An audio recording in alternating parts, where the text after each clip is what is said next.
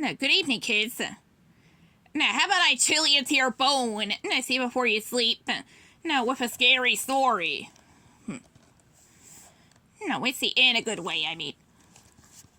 Tonight's story is Brave, Merida's Wild Ride.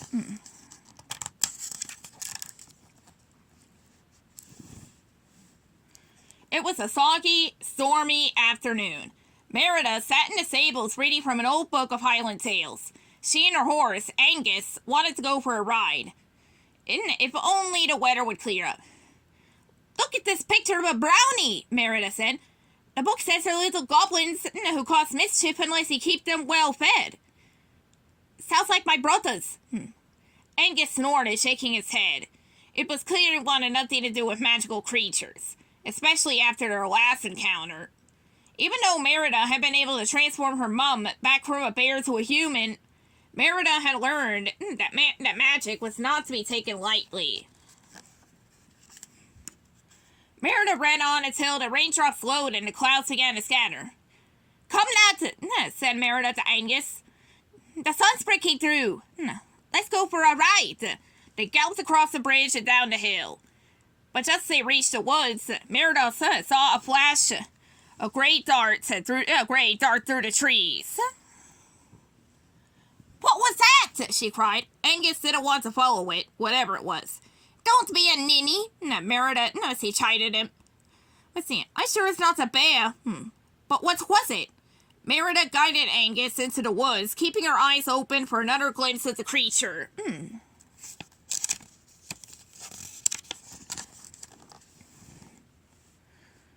As they rode, Merida kept catching flashes of the animal. She urged Angus to go faster until they broke through the trees and into a clearing. There stood a magnificent gray horse. Its coat shimmered, its mane was like fine silk. Breathless with excitement, Merida whispered to Angus, "He's beautiful." Merida dismounted and approached the horse with a gentle smile. "Come here, I won't hurt you." Suddenly, Angus blocked Merida's path. "Angus," she called, "don't be jealous, lad. This horse must be lost. We need to help him. Make sure he's safe."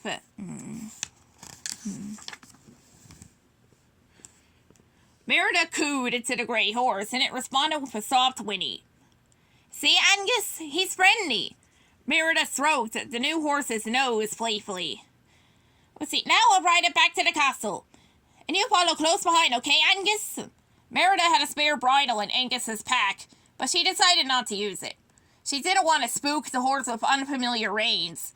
Instead, Merida decided she could guide him with her hands wrapped in his mane. Angus gave her a side snort as Merida swung up onto the gray horse's back. But as soon as she mounted him, the horse reared wildly. Merida tried to calm the horse, but he started running, faster and faster. The strange horse galloped until the field was far behind them. Soon the trees began to thin, and Merida gasped in horror. They were racing toward the edge of a cliff. Merida tried everything she could to get the horse to stop, but nothing worked. She realized her only choice was to leap from the horse's back. But when she moved to jump, her hands were stuck to the horse's mane. Her hair wasn't sticky or knotted, yet Merida could not free her hands. It was as if they were held there by magic.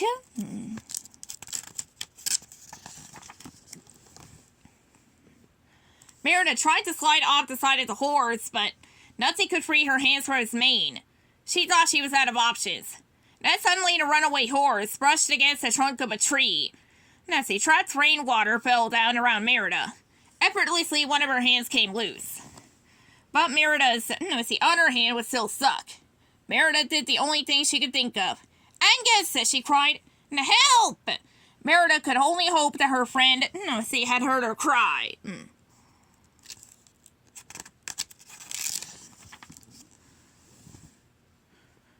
Merida looked up at the sound of the whinny. Angus galloped up next to them, and he was carrying the spare bridle in his mouth. He must have pulled it from his pack to help Merida. Angus tossed it through the air just as they were nearing the cliff's edge. Merida caught it with her free hand and slipped it over the horse's head. As soon as the horse was bridled, Merida's trapped hand came free. With the reins, she turned the horse away from the steep drop-off.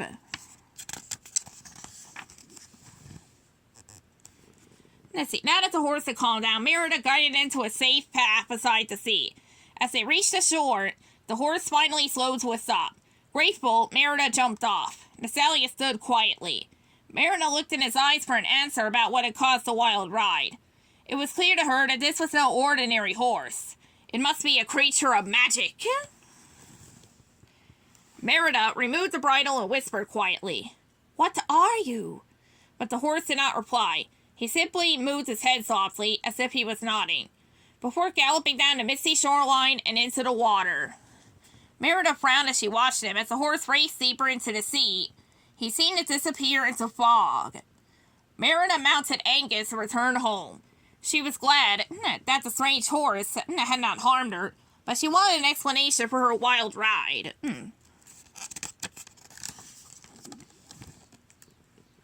Back at the stable, Merida flipped through the book of Highland legends, looking for answers, until she saw a picture of a very familiar horse.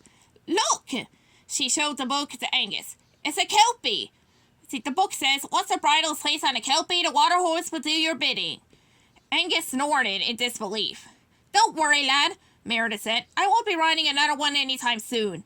You're the only horse for me."